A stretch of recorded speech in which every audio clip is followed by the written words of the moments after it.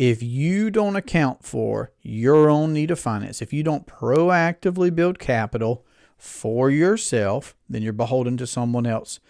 That is the golden rule. He who has the gold makes the rules. Hello and welcome to the Durham Talents channel. My name is Jesse Durham. We're back for the next installation of our book review series of R. Nelson Nash's classic, Becoming Your Own Banker. We're in part 2.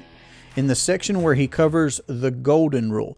Now, the golden rule simply states that he who has the gold makes the rules. Now, right off the top of my head, when I consider the golden rule, I have to also consider the other material, both recommended from Nash and from my own readings, where folks like Robert Kiyosaki would say, dollars is man's money, and gold is God's money. That's just a famous saying from Robert Kiyosaki, the author of Rich Dad, Poor Dad. He says that gold is God's money. So he's pointing out the historical relevance of physical gold. And in fact, there's a famous parable in Scripture that talks about talents. So there's some historical reference there and in Scripture. So we see it in Scripture, we see it in history, gold itself, even when we get to something like Exeter's pyramid. Now, this is just an interesting diagram that you could look up for yourself. If you could imagine a pyramid turned up on its point, well, the point, which in that upside down version of a pyramid, that point is physical gold itself. And then there are other layers, there are other levels where things like real estate or businesses or other asset classes are categorized. And again, the point of that pyramid is precious metals or gold itself. So just trying to give some contextual inferences here while we consider what the golden rule implies for those who are vetting or implementing the infinite banking concept as described in Nash's book. So let's start looking at capitalism itself in reference to this golden rule. So capitalism itself is not necessarily, in fact, I love how Rabbi Daniel Lapin points out often enough, where movies nowadays even will begin by showing this dark, mystical, evil business person. Okay, making capitalism and business and the free market out to be the bad guy. Well, again, once we do reckon, because this is just a human problem that we have to confront. He who has the gold makes the rules. What the golden rule is saying is that if we do not proactively go about the business of amassing capital for ourselves that we can access and control and grow, then that leaves us beholden to somebody else and their rules, their terms, their conditions, their stipulations about what kind of collateral we should provide. And then, of course, they will be the recipient of interest that we will pay for using their capital.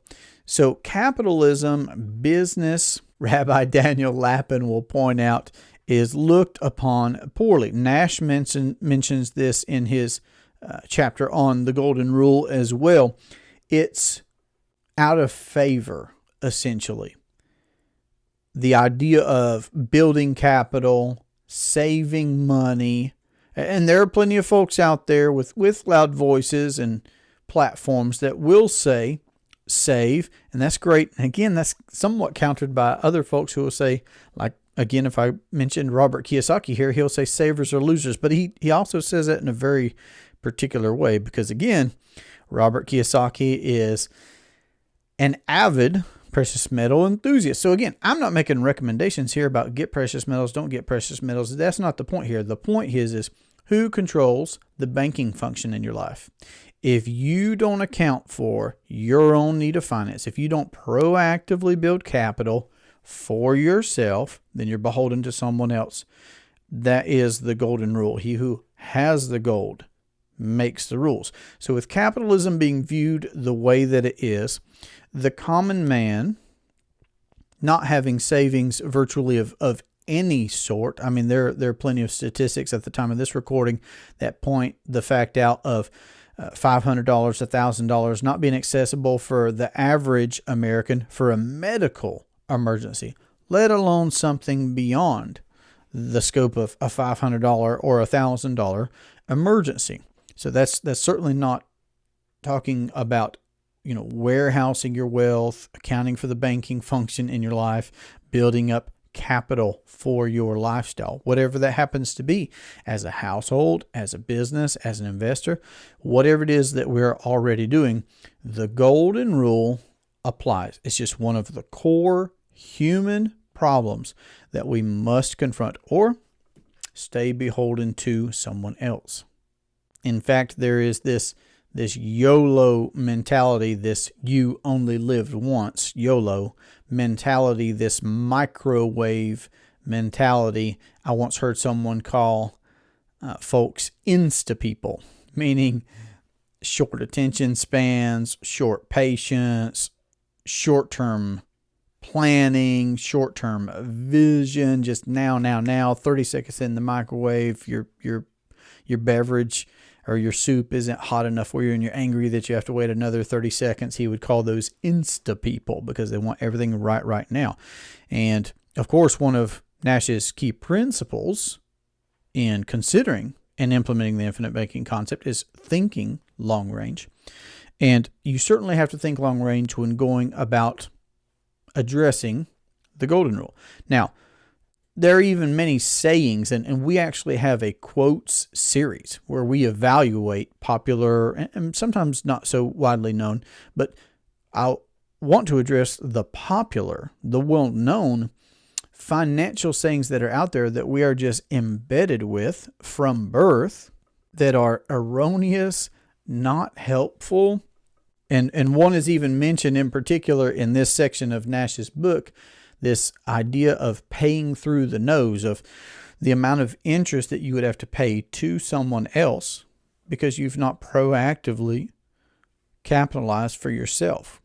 So now that means you have to pay through the nose, so to speak. So again, I encourage you to check out our quotes series because, again, we address those popular quotes with an infinite banking lens to evaluate what's good, what's bad, what should we reconsider, okay?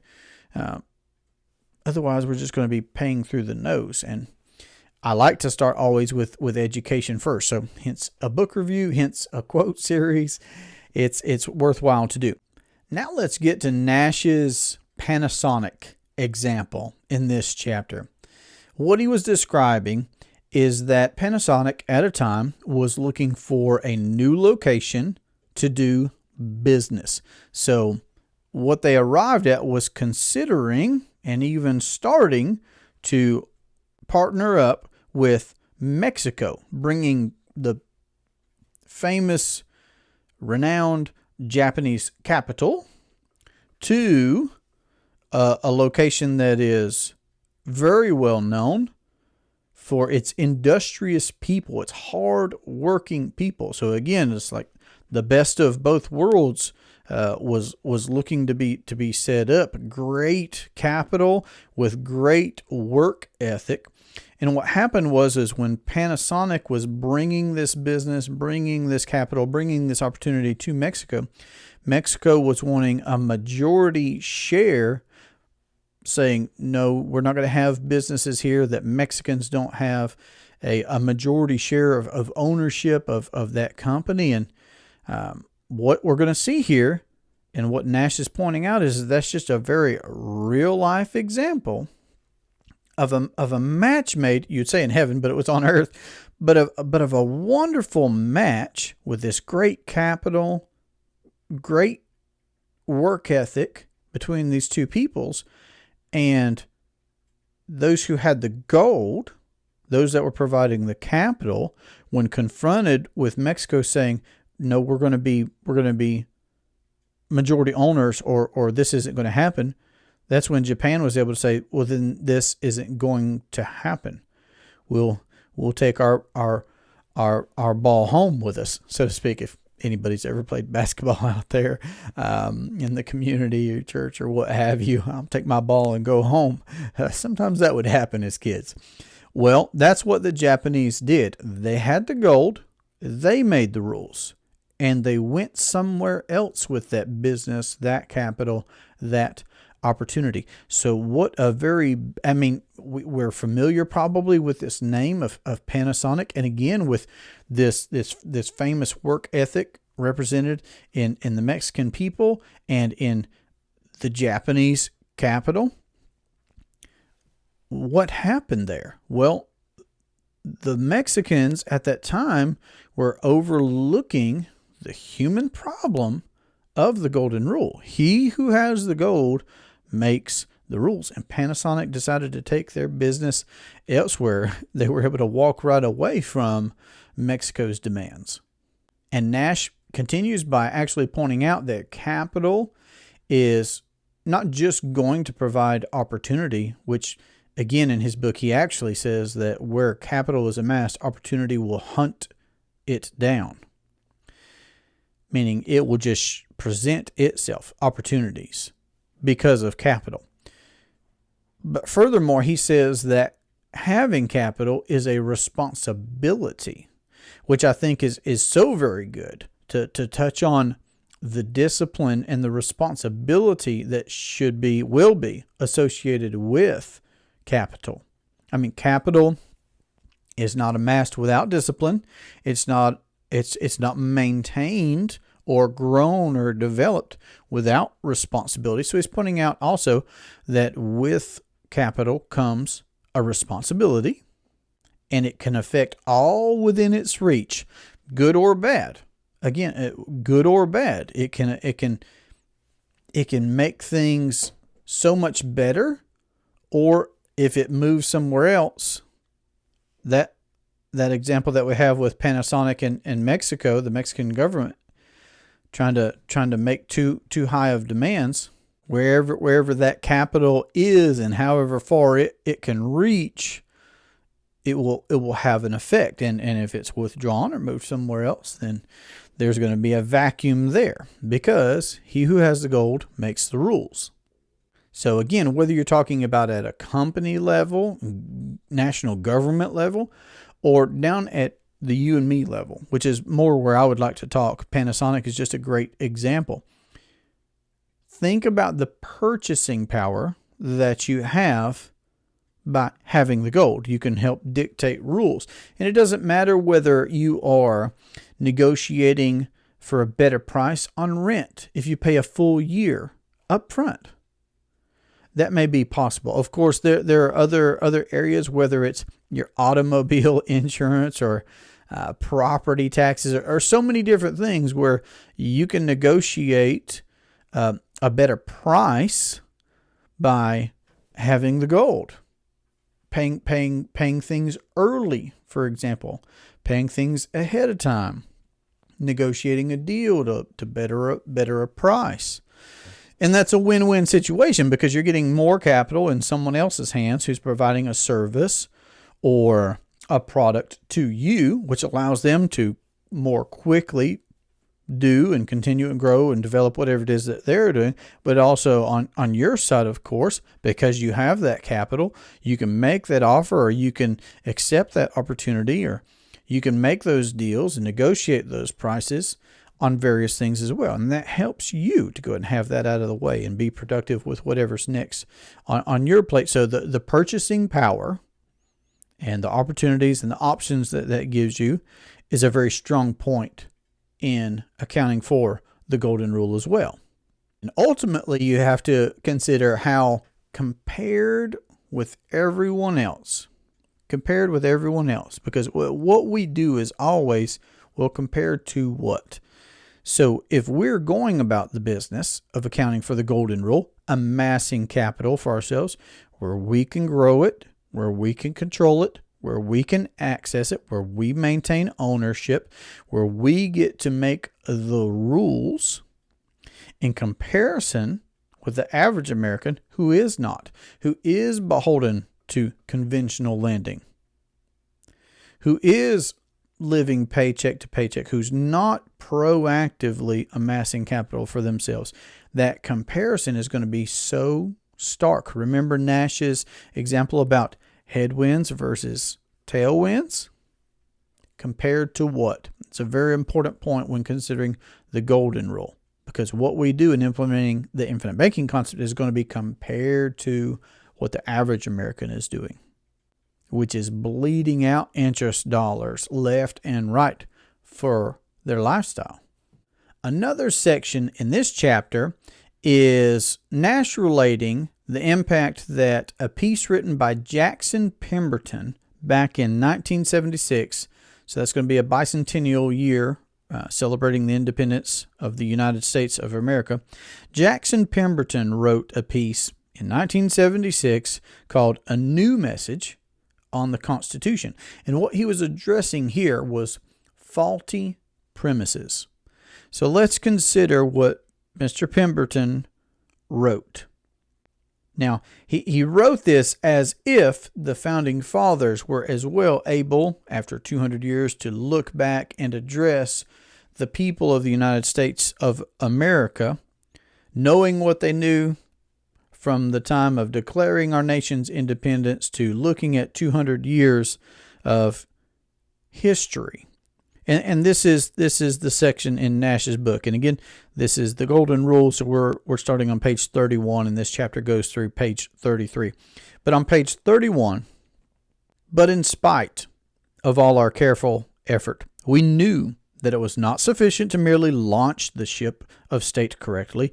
It needed to be tended by an alert, informed, and jealous citizenry. But history, like nature, travels in cycles. Both liberty and oppression contain the seeds of their own destruction. Our success has brought the security which puts you to sleep. Now, basking in the dimming brilliance of the lights of liberty, you have been neither vigilant nor informed, and only recently have you begun to realize the correctness of your rising jealousy for your rights. Let those feelings of jealousy well up within you and cause you to alert yourselves to your true condition. Your executives have taken upon themselves to form foreign alliances and make domestic regulations without proper authority. They have violated your most fundamental law. Your judiciary has ignored the amending process and altered the meaning and intent of the Constitution they were sworn to defend. They've betrayed your most fundamental law. Your Congress has been watchful, yet not of the encroachments of the other two branches, but for opportunity to gain influence by purchasing your favor with your own money. They have ignored your most fundamental law, and you seek for a remedy while it stares you in the face. You've lost the vision of your most fundamental law. Let me show you. You call the National Charter the Constitution of the United States, and that simple phrase contains both the totality of your plight and the seeds of your salvation. For in those 6 words you reveal your feeling that both you and your law are subject to your government. You are not the slave of government at all, but because you think so, you may as well be. Nay, the Constitution is your servant and the master of your government. It is not the Constitution of the United States. It is the Constitution of the people and for the United States. It is not only the law by which you are governed, it is the law by which you may govern your government. It is not the law by which high-handed politicians may impose their collective will upon you. It is for you to impose it upon them. It does not belong to the government. It belongs to you. It is yours. It is yours to enforce upon your government. It is yours to read to those self-wise do-gooders. And if you will hold it high in your hand, they will quail and flee before it like the cowardly knaves they are, while those who are your true friends will rejoice in your new commitment. I had to read that whole portion that was here in Nash's chapter. Now let's talk about these faulty premises. Mr. Pemberton well points out that this is the Constitution of the people, not the government. It's to be used by the people, over the government, for the government, on the government, of the people. Now, again, if you've not read R. Nelson Nash's book and you've seen some of our other material here on the channel and podcasts, this may be quite a new area for you. But I love how we're getting into the Constitution, law, economics, so many different things. And it's so very important. And anybody who has noticed Nash's recommended reading in his works, Becoming Your Own Banker and Building Your Warehouse of Wealth, his books, you can easily determine how important it was to Nash to continue education.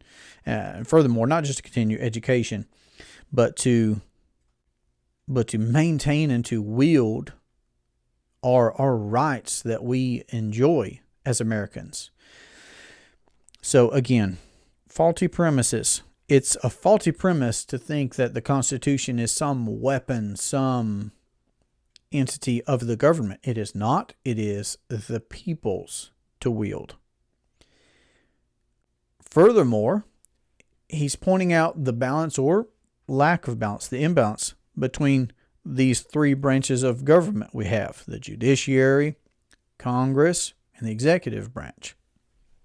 And he's pointing out how some have moved forward, some have slacked off. Perhaps they have all not kept to what the intention of the Constitution has been, to maintain checks and balances in our country. And why does this matter? Why are we talking about this? Well, we're talking about the Golden Rule. And we could certainly take a deep dive in talking about how inefficient government is, what our financial situation is. If you've never checked out the U.S. debt clock, go online and look up the U.S. debt clock and just see the trillions of dollars. And I throw out that word. It's such a big number. It's such a big number to get past millions, billions, trillions of dollars. We're not slaves of that government. Government is there to represent the people. The Constitution is our tool. It's our filter. It is our document for our government. But that point that he brings up about, but if you think otherwise, it may as well be that way. If you think that the government is your overlord, your master, the boss, then it might as well be that way. But I encourage everyone to reread or just read. If you've been through, that's going to be kind of whitewashed on the light. But to either read or reread your Constitution, your Declaration of Independence. I mean, this is me a little unrehearsed right here, saying that we, the people of the United States of America, in order to form a more perfect union, establish justice, ensure domestic tranquility, provide for the common defense, promote the general welfare, and ensure the blessings of liberty to ourselves and our posterity, to ordain and establish this Constitution for the United States of America, the people. Okay, so that was the preamble to the Declaration. So again, I'm encouraging you to read the Declaration of Independence. I'm encouraging you to read the Constitution, the law of the land that we're all subject to, because we, the people, decided that, not the government. That's a faulty premise. And these faulty premises are worth addressing if we're not wanting to be slaves to our government. Again, why am I mentioning this? We already covered Willie Sutton's law, and we mentioned taxation when we were talking about Willie Sutton's law. Let me interject again another point. I love how James Nethery asks, why, if the government can print money or populate digits on a screen, and they can, why, if they can print money, do they even collect taxes? Well, he says as a form of control. I mean, if they can print money, and they do, or populate digits on a screen, and they do, why even have taxes? Good question, Mr. Nethery. Well, these faulty premises must be addressed because he who has the gold makes the rules. Now, you as the individual, you as the individual American, what kind of a condition, what kind of a situation do you want to find yourself in? Beholden to the third-party lenders, the conventional banking system, this financial economy where government is spending trillions of dollars, the banks are earning bukus of interest off of money that's just created out of thin air? Or do you want to be in the position of having the gold and making the rules because you've built your own private monetary system and you're playing by your own rules? Okay, well, to be able to do that, we all must confront the golden rule. He who has the gold makes the rules. Would you want that to be you or someone else? And government for sure, and these bureaucrats and elected officials and even other folks like teachers and some of the clergy, Nash says, political action committees, the media, on and on and on. They foster this faulty premise of a relationship that the government is our overlord and that the government has the solutions that we need and that the government should be providing our medical and our housing and our college. I mean, there's a lot going on at the time of this recording about college and debt payoff for college from the government. Again, we could go into so much right here, but let's remember this. The government doesn't create, it takes. It takes from some to give to others. And again, certain programs, I understand we need to have national defense. Of course. Sure. And there are other things. But remember what we addressed about plundering in Willie Sutton's. I'm just saying, if you haven't watched our piece on Willie Sutton's, the Golden Rule comes after Willie Sutton's for a reason, I believe, in Nash's order of the book, and also in these recordings of a book review. The plundering that has taken place that we've read and thought and considered in addressing Willie Sutton's law, now here in the Golden Rule, to whom do we want to be beholden?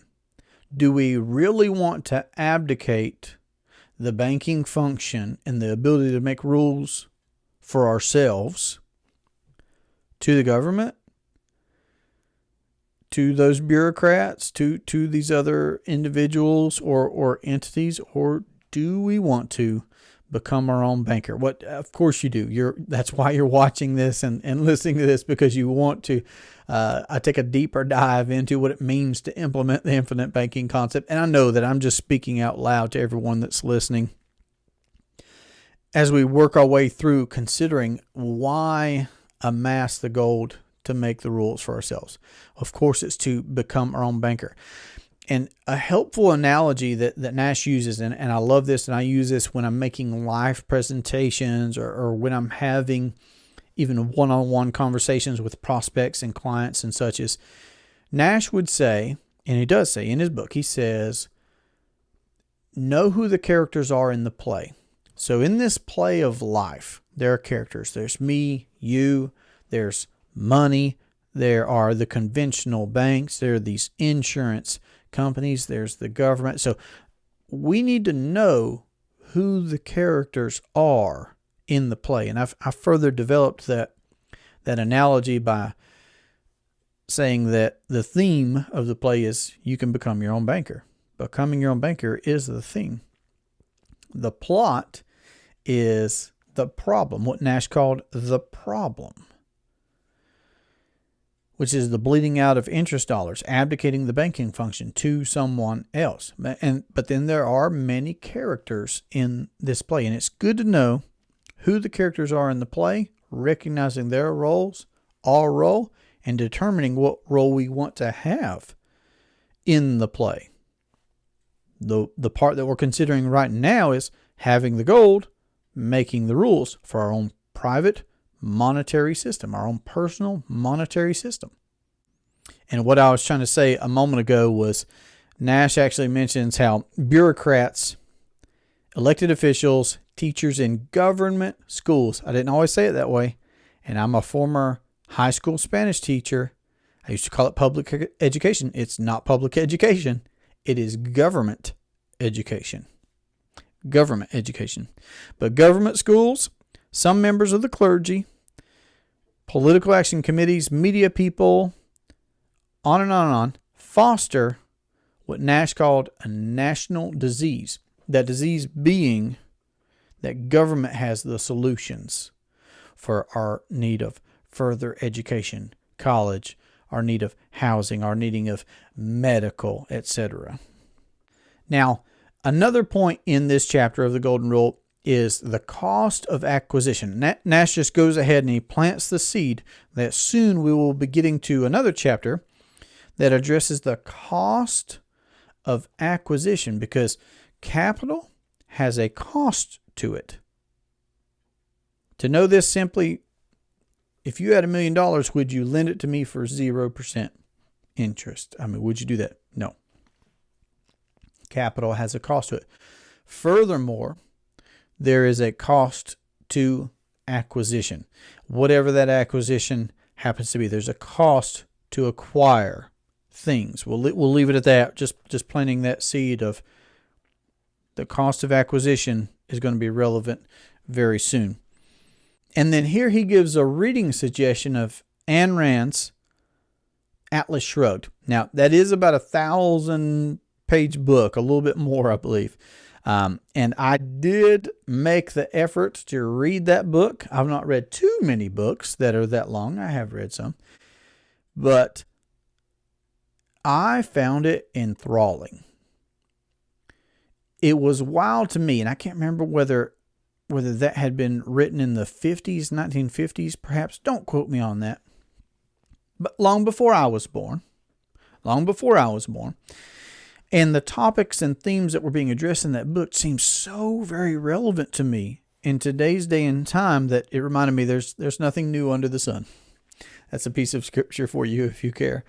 But I would also, so it's a recommended reading from Nash. I did get around to reading that a year or two ago, whenever it was, and I was enthralled and really taken back by how relevant the material in that book still was for me to consider today.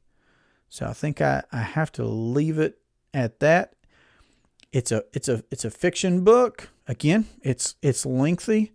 I found it to be very engaging and thought-provoking. I'd love to hear your thoughts if you have read that, or if you do make a foray into that book, then put something in the comments about what you get out of that, or reach out to me directly. I'd love to hear. But he does end that chapter by making a recommendation of reading Ayn Rand's book, Atlas Shrugged. Again, we've been covering pages 31 through 33 of Becoming Your Own Banker, addressing the Golden Rule. Those who have the gold make the rules.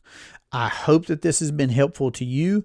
Whatever your takeaway has been, please put that down in the comment section so that I can know what's impacted you most.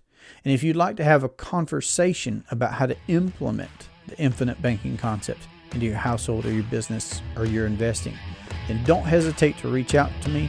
This has been a great pleasure. I look forward to our next conversation. Have a great day. Take care.